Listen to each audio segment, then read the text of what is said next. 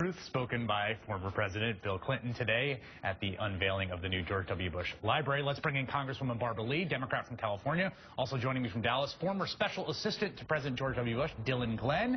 And here with me at the table, Joy Reid, MSNBC contributing and managing editor of TheGrio.com. Congresswoman Lee, I want to begin with you for two reasons.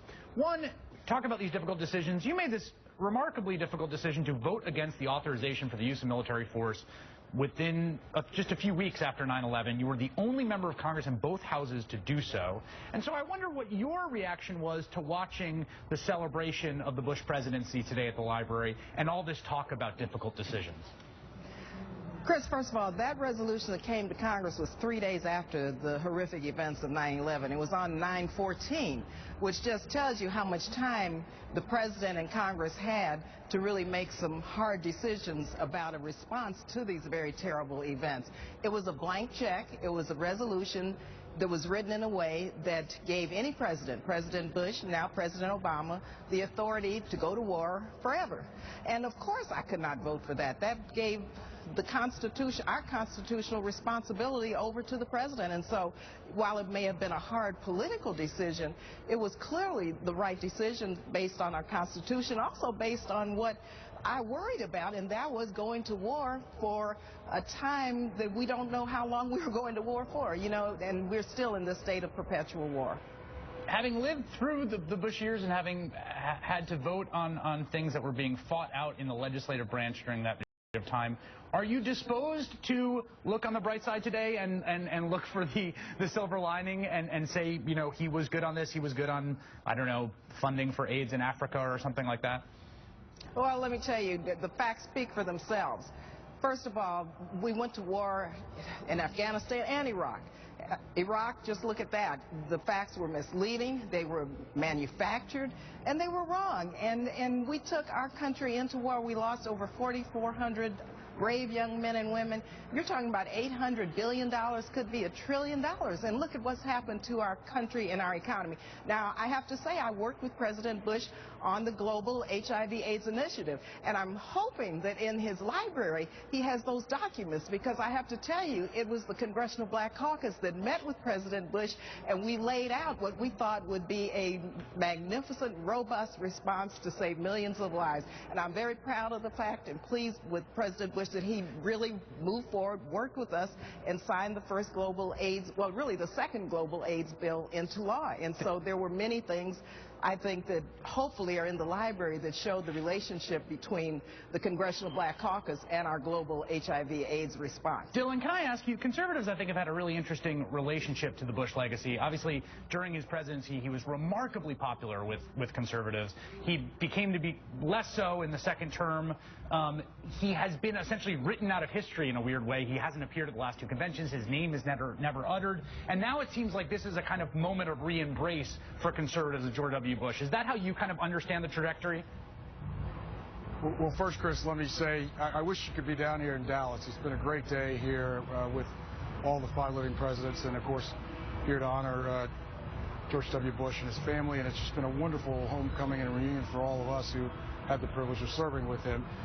To your question, I guess I'd say, you know, this president has been a person that sort of has shunned politics since he's left office. He's not a political leader today. He's a public servant, which is something I think he and his family, and that's been a tradition that he's lived his life about. And I think what you're going to see coming out of this library and over the course of the next, hopefully many years, you're going to see a president that leads by example, working on those issues that the library stands for: education, freedom around the globe. Right, but he's the last Republican president. He had a huge legacy, and how conservatives view themselves in relationship to him seems to have a really big effect on what conservatives are going to do. And it seems like there was a period where conservatives really wanted to reject him, and now it seems like they're embracing him. Well, listen, I think you can err on both sides. I'm not sure they ever rejected him. I'm not sure that they're embracing him that much today versus how they've always handled the president. This is a guy that ran on his first campaign on being a compassionate conservative. He governed center-right. I think he's been respected from the conservatives, and I hope to think across the American planet, believe, for governing that way. But I don't think there's a rift with the conservatives before, and I certainly don't think that's being healed now. I think this day and looking forward is going to be about stepping back and letting historians take a look at the record and having American citizens draw their own conclusions. You know, the sort of the day-to-day pettiness of politics, I think he's going to try to stay out of. Joy. Well, I mean, I think that the problem with that analysis is that the major movements within republicanism in the last few years have seemed to be a negative reaction to Bush. You had that sort of Tea Party movement that was about bailouts. Well, who instituted those bailouts? TARP, et cetera, the first bailout of the auto industry, well, that would be George W. Bush. And the revulsion that was attached to that got placed on Barack Obama, but it was Bush who policies. And then the other big movement that you're seeing within the Republican Party, the libertarian sort of wing of the party that is more isolationist, that is more skeptical of foreign wars, well, that would seem to be a direct repudiation of the kind of neoconservative policies that Bush didn't run on in 2000, but that he fully embraced, I think pushed by Dick Cheney, pushed by the neocons in the Pentagon. So I think that George W. Bush got taken off the trajectory of being the kind of Republican he was before he was president.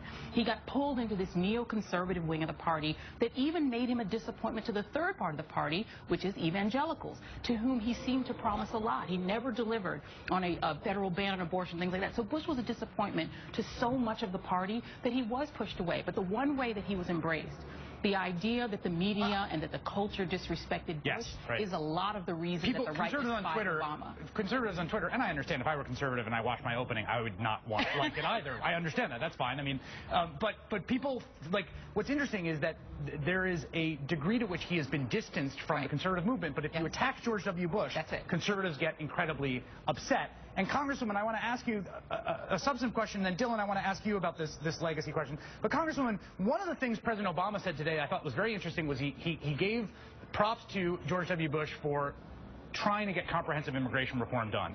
And one of the things I thought that was interesting and clever about that is that it pointed out the fact that, as Joy was just saying, in some ways the Republican Party has moved to the right after George W. Bush, right? I mean, in certain ways, the House Republican caucus, your colleagues, is the most conservative part of any major party we've seen in a very long time, and that's more conservative than George W. Bush. Is that how you understand the trajectory since him? Yes, indeed. There is no way that I can say that I have ever seen a more conservative Congress. I've been here now 15 years. And I am telling you, when we have an economy now with double-digit unemployment, for example, the African-American community and Latino community, not to be able to even bring up a jobs bill, a bill to create jobs, to reduce unemployment. We can't even get this Congress to talk about and move forward to create jobs. I don't believe a more moderate Congress, a more moderate Democratic caucus would be obstructionist, as these Tea Party members are. I mean, this is really very serious, Chris. I am telling you, they're dug in. I think they came here to dismantle government. Dylan, I'm sorry, Congressman. I wanted to get Dylan in here because he's sitting there, and I want to give him a chance to respond to this, because you just said, you know, people are going to figure this out. History is going to be left to this. My question is to you, as someone who worked in the administration, is he a great president? Are you proud of what he did? Do you stand by the legacy? I'm very proud of how he's governed. I'm very proud of what he tried to do. You know, this is a president that tried to reform Social Security, tough decisions. Certainly, we're not going to relitigate the wars. People will make their own decisions about that. But he improved education in this country. We lowered tax rates we created a lower tax rate for the lowest income people in America. We reduced taxes for millions of Americans, and we got the economy moving. Certainly, the economy hit speed bumps, but listen, this is a imperfect science in governing this great nation, which is what makes us great. And I think President Bush will be remembered as someone who was not afraid to put his principles first and to stand behind those principles. Dylan, Glenn, thank you so much for that defense. That is the defense that I've heard. Congressman, I was sorry to cut you off. I did want to give Dylan another chance, but I want to talk to you again.